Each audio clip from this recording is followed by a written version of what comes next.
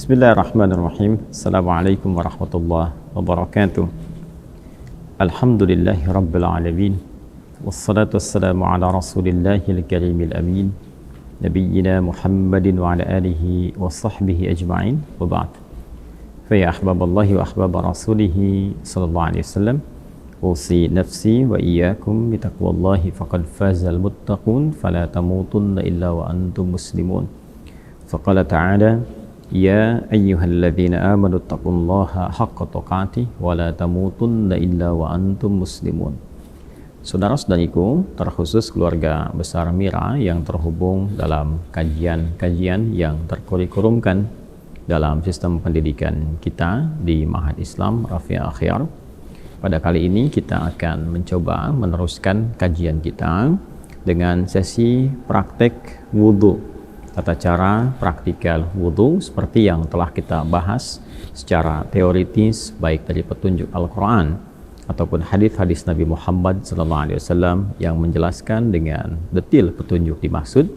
Dan insya Allah di sesi kali ini kita akan mencoba praktek langsung dengan mendatangi tempat wudhu, dan saat ini saya berada di Masjid Al-Ihsan di Bekasi. Kita akan cek dalam penggunaan perangkat wudhu dari air dengan menggunakan keran atau juga bejana yang memungkinkan kita untuk berinteraksi dan memberikan contoh langsung seperti yang dimaksudkan. Baiklah, langsung saja kita akan mendatangi menuju tempat wudhu dan mempraktekkan apa yang tengah kita kaji bersama. Semoga Allah berikan kemudahan, pemahaman, dan berkah pada apa yang kita kaji bersama. Mari kita langsung berangkat. Bismillah.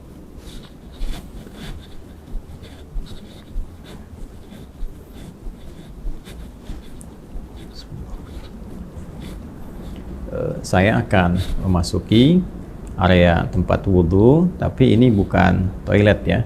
Nah, hanya karena ini adalah area tadi dalam masjid dan kita akan menuju keluar. Ini pintu samping ya, bagian belakang tepatnya.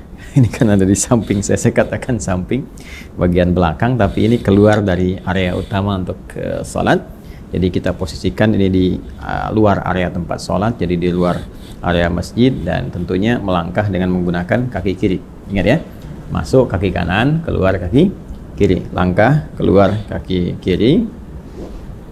Baik, kemudian tentu berdoa ya, jangan lupa ya. Apa doanya? Masih ingat? Antara masuk dengan keluar berbeda ya. Ketika keluar langkah kaki kiri, kita mengatakan Allahumma inni as'aluka min fadlik, ya Allah sungguh aku berharap segala keutamaan darimu, karena kita telah masuk ke masjid ya, dan di masjid tentunya ada yang i'tikaf, ada doa, ada ibadah dan sebagainya. Kemudian ketika keluar, apa yang kita tadi lakukan, berharap, bermohon kepada Allah menghasilkan keutamaan-keutamaan dalam kehidupan. Sholatnya memberikan keutamaan, doanya memberikan keutamaan. Karena itu ketika kita keluar, kita bermohon kepada Allah, semua apa yang kita lakukan tadi mendapatkan penilaian terbaik, keutamaan-keutamaan dari Allah Subhanahu wa Ta'ala. Berbeda dengan kita masuk, kita mengatakan Allahumma ftahli abwaaba rahmatik, ya Allah mohon bukakan segala pintu-pintu rahmatmu. Beribadah dapat rahmat, dan kita memohon ketika keluar dari sekian rahmat itu kita mendapatkan keutamaannya. Baik ya, mari kita lanjutkan. Bismillah.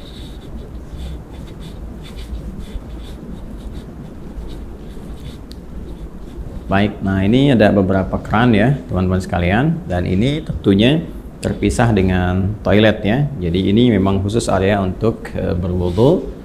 Jadi kita akan coba praktekkan dengan pendekatan yang pertama, yaitu menggunakan keran. Nanti yang kedua kita juga akan mencoba menggunakan bejana, dalam hal ini menggunakan gayung, sehingga kita akan mengetahui bagaimana praktikal penggunaannya, sekaligus juga mempraktekkan apa yang telah kita bahas secara teoritis. Sebelumnya saya mohon izin, saya akan lepas dulu jas bagian luarnya, dan peci juga kan kita sesuaikan kacamata, sehingga nanti saat praktek apa adanya kita bisa lakukan dengan cara yang terbaik yang bisa kita sajikan. Baik ya, kita copot dulu beberapa perangkatnya. Bismillah. Baik teman-teman, kita akan mencoba melakukan praktek wudhu langsung. Saya sudah mengondisikan ini ya. Kemudian tangan juga sudah disiapkan, baju sudah dilipat, kacamata sudah dibuka, jam tangan sudah disimpan, dan sekarang kita akan coba praktekkan dengan menggunakan keran terlebih dahulu. Baik ya, Yang pertama, tentunya kita mengonfirmasi keimanan terlebih dahulu, karena panggilan wudhu, ingat, dibuka dengan panggilan iman. Dan saya terangkan di pelajaran sebelumnya bahwa panggilan iman itu mengonfirmasi lurusnya niat kita, lurusnya tujuan ibadah kita yang dilakukan karena Allah Subhanahu wa Ta'ala. Karena itulah konfirmasinya bersumber dari hati kita, dalam jiwa kita. Kita niatkan ibadah kita ini, wudhu kita ini ditujukan ya untuk beribadah kepada Allah Subhanahu wa Ta'ala dengan bahasa hati kita. Boleh dengan menggunakan bahasa masing-masing, misalnya saya berniat wudhu untuk menghilangkan hadas karena Allah Subhanahu wa Ta'ala. Dan kalau ingin menggunakan bahasa Arab juga di hati kita, seperti orang Arab juga tentunya menggunakan bahasa Arab, kita menggunakan bahasa Indonesia, boleh-boleh saja di hati kita. Misalnya kita menyatakan bahwa nawaitul wudhu'a li raf'il hadathi, misalnya al-asghari lillahi ta'ala, boleh ya. Kemudian lisan mengucapkan bismillahirrahmanirrahim. Terus ya. Nah, kita ingin mengambil versi lengkapnya terlebih dahulu. Versi lengkap tentunya ini terkait dengan sunnahnya juga. Kan kalau yang pokok itu ada 4, seperti kita uraikan di pertemuan yang lalu. Kemudian versi lengkap ini kita bisa ambil versi yang dicontohkan langsung oleh sahabat Utsman bin Affan radhiyallahu taala anhu, yang mengambil pelajaran dari contoh wudhunya Nabi sallallahu alaihi wasallam. Nanti bisa dilihat di Sahih Al-Bukhari ya, di Sahih Al-Bukhari topik yang keempat, Kitabul Wudhu, subtopik yang ke-23. Baik, sekarang kita akan coba memulai praktek, dan tentunya tadi sudah kita sampaikan memulai dengan niat ya, kemudian mengucapkan bismillahirrahmanirrahim. Nah, ingat betul baik-baik bahwa Islam seperti diuraikan di pertemuan yang lalu sangat perhatian detil terhadap segala hal, terutama aspek-aspek yang melahirkan manfaat. Ini adalah air keran yang menampung aliran air yang masih bersifat murni, mutlak, tahur. Jadi ini sangat bermanfaat, karena itu tidak diperkenankan untuk membuang-buang air ya. Sekali lagi, tidak diperkenankan membuang-buang air pada keadaan yang tidak semestinya. Itu dalam Islam disebut dengan israf, mubazir ya. Karena itu seperlunya kita keluarkan, kalau menggunakan keran ini seperlunya kita keluarkan, tampung dulu airnya kan. Nah, yang pertama kita gunakan untuk menyela-nyela kan. Bagian pertama kita gunakan untuk menyela-nyela seperti ini, keluar, tidak usah terlalu besar ya, nggak usah terlalu besar sehingga airnya juga tidak boros ya untuk keluar. Nah, ini kita menyela-nyela dulu, dimulai dari kanan ya, ingat ya, selalu dimulai dari yang kanan. Nanti di Al-Bukhari ini di subtopik yang ke-31, jadi kalau kita baca topik yang keempat, kita berwudu, subtopik 31 itu ada namanya subtopik berjudul babut tayammun ya, memulai dengan bagian yang kanan. Selalu kanan didahulukan, kanan dahulukan. Baik ya, jadi kita mulai. Ini kita buka dulu secukupnya kerannya, keluar air. Ulangi ya, tadi sudah kita bismillahirrahmanirrahim, niatkan dalam hati. Kemudian kita menyelai-nyelai seperti ini ya, ini bagian pertama. Nah, lalu yang kiri juga dibersihkan dulu seperti ini ya, sudah ya. Nah, ini sudah dibersihkan. Nah, ini sunnah ya, sudah sunnah yang pertama kita lakukan, karena yang pertama niatkan mengikat pada rukunnya, pokoknya. Jadi ada pokok yang terkait dengan konfirmasi keadaan hati kita. Rukun yang pertama niat kan. Nah, kemudian dikonfirmasi di lisan dengan bismillahirrahmanirrahim. Lalu setelah itu kita masuki sunnah-sunnah, memulai dengan sunnah berwudu. Tadi sudah menyela-nyela dulu, ini membersihkan bagian jemari-jemari dan telapak ya. Baik, sehingga keadaannya bersih sebelum membersihkan yang lain. Baik, selesai. Kemudian langsung untuk berkumur-kumur kita ambil. Nah, biasanya saya melakukan seperti ini. Kalau sudah ngambil seperti ini ya. Nah, ini ghurfah namanya. Ghurfah itu dengan satu genggaman ya, cedukan seperti ini. Genggaman atau cedukan seperti ini. Nanti biasanya kalau saya suka melakukan untuk menghemat itu, begitu dibuka sudah cukup ini ya. Lalu saya akan tutup terlebih dahulu, tutup. Nah, sehingga air tidak terus mengalir ya. Jadi langsung kita kumur-kumur.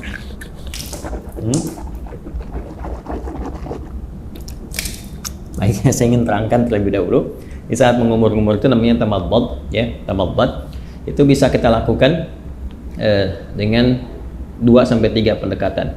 Pertama, kumur-kumur terlebih dahulu ya, kumur-kumur sampai keluar ya. Kemudian yang kedua juga kumur-kumur, nanti sebagian airnya langsung dihisap ya dihisap jadi kumur-kumur, sebagian airnya dihisap. Nah itu yang dihisap itu istinsyak namanya, ya masuk ke dalam hidung istinsyak, usahakan agak dalam.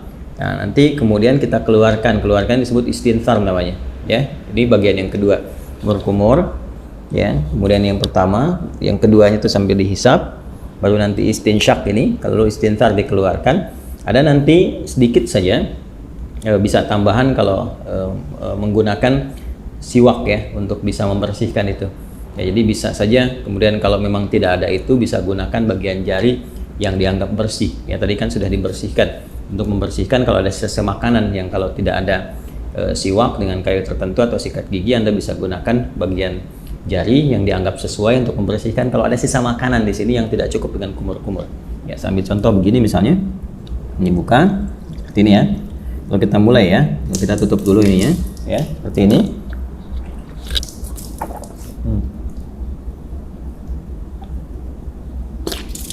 Gitu ya. Nah, ini untuk yang sikat giginya atau membersihkan bagian sisa makanan, sehingga kalau sudah makan ya tidak sempat juga sikat giginya, nanti kita bisa bersihkan dengan bagian jari yang sesuai. Ya, itu untuk kondisi-kondisi tertentu. Saya ulang ya. Nanti setelah itu istinsyaknya nanti bisa terpisah. Kalau bisa bersamaan juga bagus. Gini sambil istinsyak kan nanti dikeluarkan. Ya, kita ambil contoh ya. Yang simple dulu. Ini ambil begini. Ya, kita kumur-kumur.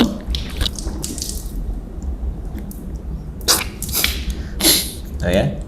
Nah, baik, kita contohkan ya. Sekali lagi ya. Jadi teman-teman sekalian bisa. Tadi kan sudah ya untuk kumur-kumur sambil dibersihkan bagian giginya. Nah, kemudian yang kedua kita ambil untuk maksimalkan istinsyak dengan istintharnya. Jadi kumur-kumur lagi sambil dihirup ya ke hidung. Ya, dari buang. Nah, ini bisa berkumur-kumur sambil dihirup, atau kalau mau kumur-kumur dulu, buang, nanti bisa untuk istinsyak dan istintharnya terpisah ya. Ya, kita ambil misalnya contoh untuk yang kalau terpisah begini, kumur-kumur. Ya. Kalau mau dihirup ke hidungnya terpisah, kita ambil lagi, ya kan seperti ini. Nah, itu ya. Nah, ini manfaatnya kalau dipisah ini kayak semacam ada pilek ya. Pilek atau virus tertentu berkumpul. Nah, ini biasanya lebih spesifik untuk membersihkan wilayah hidung. Sehingga ketika ditekan itu istintharnya ini bisa dipijit salah satunya bergantian untuk dikeluarkan. Ya, sehingga kotoran yang ada di hidung itu bisa keluar. Ya, kalau dalam kondisi normal biasa bisa langsung Anda hisap saja, dihirup ya, bukan dihirup ke hidung. Jadi sambil kumur-kumur dihirup ke hidung. Jadi bisa dikeluarkan secara bersamaan atau di hidung terlebih dahulu bisa. Karena tidak ada aturan spesifik mana yang didahulukan. Apakah di mulut dulu atau di hidung dulu. Jadi kalau Anda ingin keluarkan yang di hidung dulu boleh. Misal begini. Ya. Nah, kurang lebih demikian ya. Atau yang di mulut dulu baru di hidung, nggak ada masalah. Tergantung kondisional saja, karena sifatnya tamadmad dulu baru istinsyak. Itu yang urutannya. Jadi kumur-kumur dulu baru dihirup. Adapun cara mengeluarkan tidak spesifik diatur. Ya, tapi kalau ingin berurutan boleh dari mulut keluar baru hidung. Terus kalau kondisi ingin membersihkan spesifik khusus boleh dipisahkan. Kumur-kumur ya. Kemudian dilepas, baru kemudian khusus untuk yang hidung untuk memudahkan yang di dalam itu keluar. Hikmahnya kan mengeluarkan yang kotor. Jelas ya? Baik. Bisa dipahami ya teman-teman sekalian? Nah, jadi itu untuk yang pertama, kumur-kumur. Sekali lagi, buka kerannya. Saya ulang ya. Kerannya buka. Ambil air gorfah namanya, segenggaman seperti ini. Ya, kemudian kalau sudah cukup, tutup ini supaya tidak mubazir. Kumur-kumur. Ya, jelas ya. Nah, baru kemudian dicuci kembali, disiapkan. Nah, ini kalau sekali cukup sudah. Kalau diperlukan 2 kali, 2 kali, 3 kali, 3 kali. Ya. Dan ini tadi penggunaan jemari sekali lagi ya untuk menegaskan atau menghilangkan bagian bekas-bekas kalau ada makanan dan sebagainya yang kalau sekiranya tidak memungkinkan untuk gosok gigi atau membersihkan. Jelas ya? Baik, lanjut. Dari sini saya tes air dulu. Kemudian kita buka kembali. Nah, sekarang masuk ke bagian yang pokok. Ya, buka lagi, masuk begini, bagian yang pokok, tutup, baru ke wajah. Nah, ini yang ingin saya contohkan, bagian pokok yang paling utama itu. Ini ghasala itu ambil airnya, tumpahkan di wajah begini. Ini lihatnya yang telunjuk begini. Oh. seperti ini. Nah, ini bagian jempol yang di sini belakang. Kemudian langsung ke bawah. Nah, ini yang diselai-selai di janggutnya. Ya. Maksudnya apa? Supaya meresap air ke pori-pori karena melewati janggut dalam sini. Kalau nggak ada janggutnya bisa langsung dibasuh ke dagu ya, di sini. Nah, jadi ini satu, kalau dirasakan belum cukup keseluruhannya, ambil lagi begini. Ya. Terus seperti ini. Kemudian tutup dulu. Ya. Terus seperti ini. Ya. Saya kira 2 kali juga bisa cukup ya. Seperti ini. Ya. Nah, ini nanti ada versi yang sekali itu versinya Ibnu Abbas radhiyallahu taala anhuma yang menyontoh praktek Nabi yang pernah menggunakan sekali. Itu kalau di Al-Bukhari, subtopik yang ke-21, marratan ya. Babul wudu, judulnya itu Babul wudu marratan. Bab pembahasan tentang wudu yang sekali basuh ya. Kemudian nanti yang versi yang keduanya, subtopik 22, itu yang versinya Abdullah bin Zaid. Babul wudu marrataini, 2 kali. Ya, kemudian versi yang Utsman bin Affan radhiyallahu taala anhu, yaitu yang subtopik 23. Itu yang 3 kali, talatan. Nah, versi yang dimaksudkan itu adalah pengalaman sahabat-sahabat mulia ini melihat wudunya Nabi untuk memanfaatkan air, dan juga terkait dengan luasan cakupan ya, apakah tercakup nggak dengan air itu kepada bagian-bagian yang harus dibasuh atau diusap dalam wudhu itu. Prinsipnya demikian. Jadi boleh sekali-sekali, 2 kali, atau 3 kali, dan mendahulukan yang kanan. Ingat ya, mendahulukan yang kanan. Ada namanya subab yang pernah juga saya utarakan, yang nomor 31 subtopiknya babut tayammun. Ya, tentang tayammun ketika Nabi mengajarkan Ummu Atiyah radhiyallahu taala anha bagaimana mendahulukan yang kanan. Jadi kanan dulu baru kemudian kiri. Nah, ini tentang kanan dulu kemudian yang kiri juga akan masuk setelah ini. Ya, setelah kemudian wajah selesai, baru tangan sampai siku. Ini kita ambil lagi. Ya, wajah selesai, tangan sampai siku, kumpulkan seperti ini airnya. Nah, teman-teman sekalian, ini ya. Kemudian tumpahkan di tangan ini, ya, sampai siku ke sini. Nah, lalu ke sini depan. Nah, terus sampai ke sini, ya. Nah, ratakan seperti ini. Jelas ya? Nah, kalau dirasakan belum cukup, rata, buka lagi airnya, ya. Nah, dianggap cukup, ditumpahkan, tutup dulu seperti ini. Nah, nanti bisa dari depan begini, ya. Kemudian ke belakang bisa seperti ini. Yang fleksibel saja. Penting airnya ditumpahkan, bisa ke sini dulu, bisa ke sini dulu. Ya, tadi kan saya mulai dari belakang seperti ini ke depan, kemudian yang kedua saya mulai dari depan untuk meratakan, ya. Seperti ini. Jelas ya? Nah, kemudian setelah itu ke yang kiri, itu yang dibuka lagi. Nah, tutup seperti ini, ya. Ini boleh fleksibel. Dari mana mulainya? Yang penting dari depan sini ke bagian siku. Ya, nah kurang lebih seperti ini. Ya, kalau mau kita samakan, kalau kanan 2 kali, kiri 2 kali juga ya, untuk bisa menyeimbangkan, menyamakan seperti ini. Tumpahkan, ya, pas ya. Baik. Nah, ini suasana malam kita prakteknya, jadi diiringi dengan sekuteng lewat. Ya, teman-teman. Saya, nah selesai. Kemudian mengusap kepala, bukan rambut, ya. Karena kepala, ingat bagian mengusap itu ambil. Nah, ini kan dipercikan nih, ya. Dipercikan seperti ini, tuh ya. Nah, jadi kita pun nggak harus terlalu banyak ngambilnya. Saya ambil secukupnya, percikan, dan nah ini untuk kepala. Kalau dirasakan nggak ada masalah, dari depan ke belakang seperti ini. Ya, kita boleh balikan lagi begini, atau cukup ke belakang juga begini, nggak ada masalah. Ya. Lalu versi pertama langsung ke telinga begini. Ya, langsung ke telinga. Ingat yang telunjuk ini bagian dalam begini, yang jempol ini bagian belakang di sini. Ya, seperti ini. Bisa seperti itu, atau kita dahulukan dulu kepala misalnya. Ya. Nah, kemudian nggak terlalu banyak ya, cipratkan begini. Nah, usapkan misalnya begini. Nah, ya. Setelah kita rasakan cukup untuk bagian kepala, boleh ditarik lagi ke depan, boleh, atau boleh cukup begini saja, sah. Ya, atau kalau ada kesulitan tertentu bagian kepala, dahulukan bekat ubun-ubun, atau nanti kalau ini bermasalah sakit bisa sisi-sisi yang lain termasuk kepala. Setelah itu ambil air lagi, ya kan? Baru kemudian membasuh telinga, seperti yang tadi dicontohkan. Bagian depannya menggunakan telunjuk di sini, belakangnya menggunakan jempol. Jelas ya? Baik, berpindah ke kaki. Nah, ini penting juga karena nanti ada hadis spesifik ya terkait dengan bagian kaki ini, khususnya kotoran-kotoran yang melekat di kuku, ya, kuku bagian jempol ini, ya, di sebelah-sebelah sini, ujung-ujung ini. Jadi perhatian, ingat kaki sampai kedua mata kaki sampai di sini. Ya, jadi kita bisa ambil lagi airnya seperti ini, ya. Kemudian cukup begini. Nah, biasanya saya bagi 3 bagian. Yang pertama saya tumpahkan, basuh ini dulu. Nah, sela-sela ini. Nah, kemudian bagian depan kita bersihkan dulu begini. Ini ya. Nah, udah seperti ini ke belakang, dan tentunya bagian belakang tidak mendapatkan porsi air yang cukup ya. Walaupun mendapatkan bagian tertentu untuk mengusap, tapi ini lebih bersih untuk bagian depan pertama.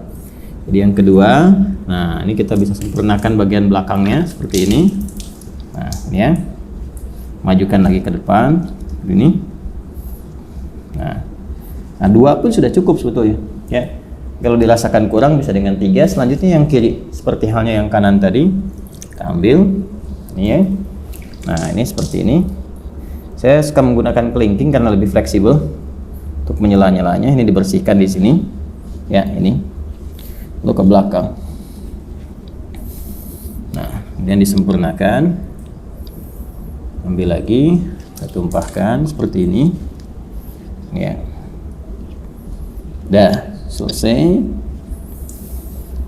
Nah, ini selesai ya. Setelah selesai, dah, kita diusahakan menghadap ke arah kiblat, kita berdiri sini. Ya, lalu kita berdoa. Doa yang sudah pernah diajarkan juga ya, syahadatain dulu. Asyhadu an la ilaha illallah, asyhadu anna Muhammadar Rasulullah, ya kan? Allahumma ja'alni minat tawwabin wa ja'alni minal mutatahhirin. Ya, kalau kita ingin supportkan doanya supaya dengan kita taubat, kemudian juga kita bersuci ya, ya Allah jadikan aku termasuk orang taubat. Berarti ini tadi kita sambil evaluasi. Makanya ada ulama juga yang menyarankan sambil saat dibasuh ini, dan nadhafah ini kan nadhafah nih luarnya, nadhafah. Ya, tapi juga harus ada al-husnu wadhiya. Sifat husnu wadhiya itu yang dimaksud dengan taharahnya. Bersih luarnya, suci dalamnya. Ini yang disyarat Nabi di hadis Muslim. Begitu jatuh air wudhu itu, jatuh pula dosa-dosa yang melekat kepada fungsi-fungsi organ tubuh yang digunakan itu. Jatuh. Nah, jatuhnya ini dengan taubat. Jadi kita merasakan ini ada yang salah nih sebelum wudhu nih ya, supaya hilang kesalahan itu. Makanya ada ulama yang mengajarkan evaluasi saat dibasuh itu, merasakan dalam diri, minta sama Allah supaya digugurkan dosa yang ada di wajah, gugurkan dosa yang ada di tangan, macam-macam. Dalam hati kita bisa meminta dengan bahasa kita, ya Allah, gitu kan, mohon hilangkan kesalahan-kesalahan yang melekat atau kebiasaan buruk pada tangan, pada wajah sebelumnya ya, dan sampai dengan ke ujung kaki. Itu dalam hati kita bisa meminta, tidak ada masalah di situ. Karena ada unsur taubat di dalamnya. Jadi begitu selesai, kita berdoa, kita mohon kepada Allah, digolongkan pada orang-orang yang taubat, kemudian juga yang terbiasa bersuci. Mutatahhir itu biasa bersuci. Jadi begitu wudunya misalnya batal, suci lagi, sehingga terjaga dalam kebaikan. Karena prinsip wudu itu kan menjaga diri dalam kebaikan. Oke? Baik, selesai ini dengan menggunakan versi kran. Ya, gunakan versi kran. Nah, sekarang kita akan mencoba menggunakan versi bejana. Nah, di sini ada gayung ya. Kita akan coba gunakan gayung ini.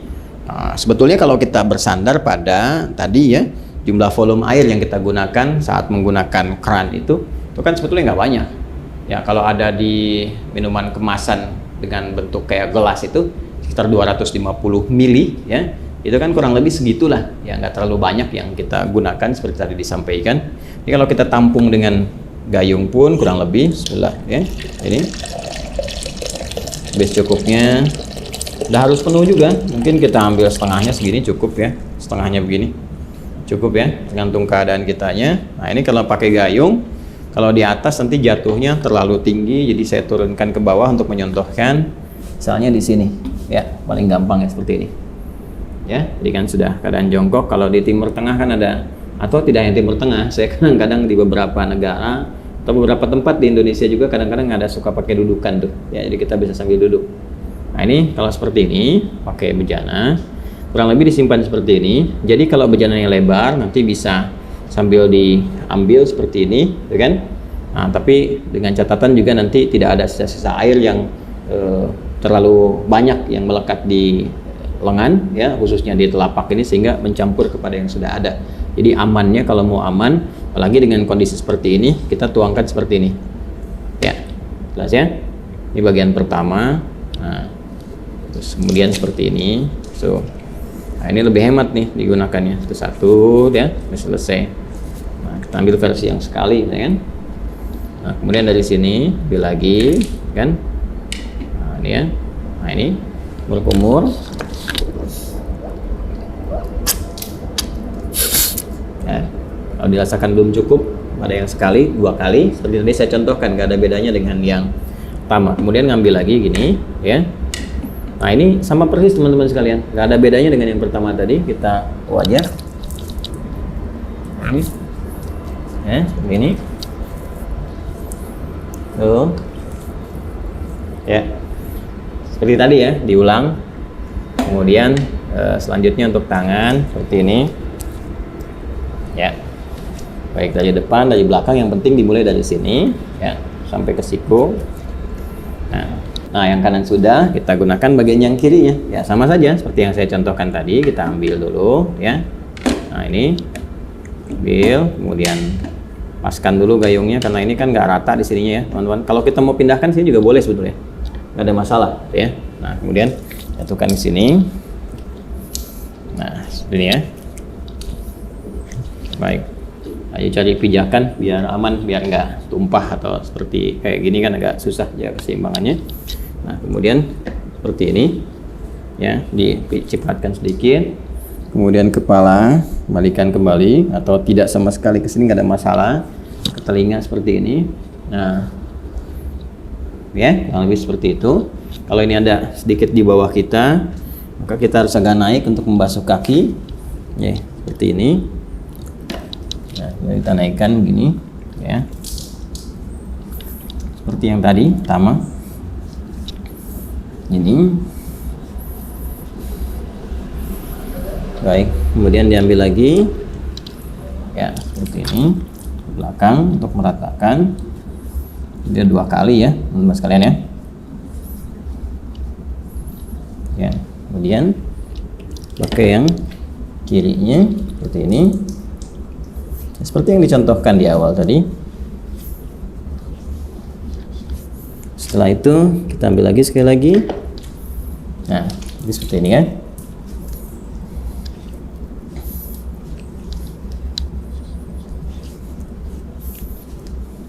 Baik. Selesai 2 versi ini, dan Masya Allah tuh masih bersisa. Artinya kan sebetulnya nggak butuh banyak gitu airnya, ya. Nggak butuh banyak, ini tinggal kita berdoa. Setelah itu seperti tadi disampaikan. Jadi kurang lebih seperti itu contoh yang bisa kita tunjukkan. Dimulai dari awal, kemudian mengkondisikan dulu, ya, kerannya seperti apa yang bisa digunakan. Jangan mubadir, bersiap-siap. Kalau saya suka membiasakan karena ini hadapnya ke kiblat nih. Ini kan arahnya ke kiblat nih. Saya suka membiasakan kalau ada aktivitas terutama terkait ibadah, cari yang kira-kira posisinya ketika dikerjakan menghadap ke arah kiblat. Itu hanya kebiasaan saja dan tidak harus demikian, tapi kalau bisa dikerjakan ya itu lebih bagus ya. Kecuali kalau sholat jelas, sholat menghadap ke arah kiblat, kemudian baca Quran sunnahnya menghadap ke arah kiblat ya. Hanya dalam wudhu kan posisi keran bisa beda-beda, tapi biasanya saya selalu mencari yang kira-kira menghadap ke arah kiblat untuk menjaga saja kondisi itu. Ini yang kita bisa tunjukkan. Kemudian selanjutnya tadi sudah mengondisikan, lalu mulai berniat ya, dan dimulai nanti dari mulai sunnah sampai ke pokok-pokoknya sampai yang terakhir, dan dilakukan dengan tertib, nggak boleh lompat-lompat ya, terus dijaga, jangan sambil juga diskusi, ngobrol sama teman-teman dan sebagainya, tidak, supaya bisa fokus dalam berwudu dengan suasana batin yang nyaman. Kalau ini kan saya mencontohkan, contoh bukan dalam praktek yang sesungguhnya dikerjakan untuk kepentingan tertentu ibadah, tapi ini untuk kepentingan edukasi bagi teman-teman sehingga mempraktekkan setiap tahapan-tahapannya seperti yang kita pelajari. Jadi itu prakteknya dan telah selesai kita tunjukkan. Alhamdulillah di suasana pagi ya, atau subuh menjelang pagi, teman-teman bisa belajar, dan saya mengambil video ini malam-malam nih setelah tugas, malam-malam langsung ke masjid dan kita praktekkan sehingga suasananya cukup berbeda. Ya, alhamdulillah bisa direkam dengan cukup baik dan sekarang kita pelajari bersama. Saya kira itu yang bisa disampaikan. Terima kasih atas perhatian teman-teman semuanya. Semoga bermanfaat pelajaran kita kali ini, dan lebih daripada itu semoga semuanya diridhoi oleh Allah Subhanahu wa taala. Sekali lagi, terima kasih atas perhatiannya. Silahkan dicoba untuk dipahami, dipraktekkan baik-baik, dan hal-hal yang terkait dengan pendalaman kita insya Allah bahas di sesi Zoom ya. Misalnya tentang bagaimana menggunakan di satu bejana untuk penggunaan oleh 2 atau 3 orang atau lebih misalnya. Kemudian juga kapan posisi bersiwak kalau dalam berwudu, kalau ada kayu siwaknya misalnya, ya apakah posisinya sebelum sholatnya atau dalam wudunya atau setelahnya. Nah, itu kita bisa diuraikan di kesempatan-kesempatan dalam sesi pendalaman. Yang tadi yang saya tunjukkan adalah keumuman yang bisa dipraktekkan oleh siapapun, yang tidak ada beda antara laki-laki dengan perempuan. Demikian, semoga Allah merahmati. Subhanakallahumma bihamdika asyhadu an la ilaha illa anta astaghfiruka wa atubu ilaik. Assalamualaikum warahmatullahi wabarakatuh.